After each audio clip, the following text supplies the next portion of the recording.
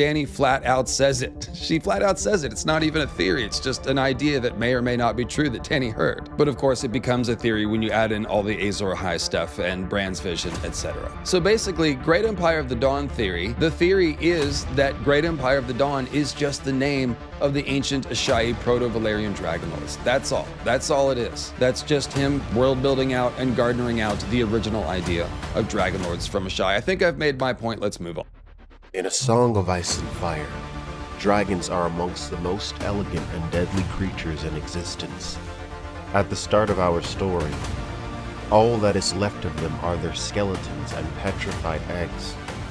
The story that the Valyrians found the dragons within the 14 Flames, the volcanic system on the peninsula, is well known, but much evidence seems to suggest that dragons originated from the Far East.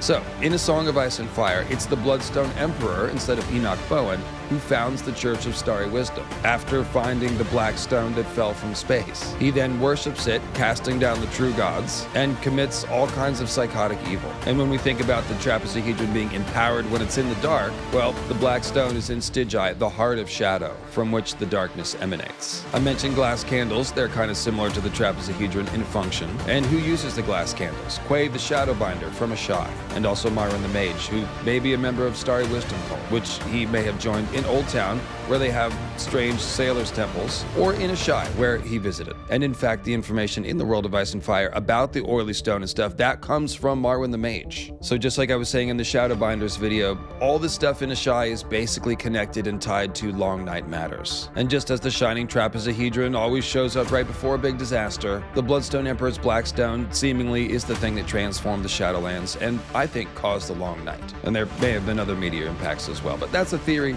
for another video. The Great Empire of the Dawn basically is George's version of Atlantis, or you might even say Numenor, which is based on Atlantis. And so yeah, it would make a lot of sense if the Bloodstone Emperor's Black Meteor is George's version of the shining trapezohedron. And as Greyways Tim has taught me, Nefren Ka himself is part of the inspiration for the Bloodstone Emperor. Nefren Ka built a windowless temple around the shining trapezohedron so it could always live in the dark, so Nyarlathotep can roam free. And the walls of his tomb are basically inscribed with all of these prophecies that he got, all these visions that he got from the trapezohedron. He spent all his time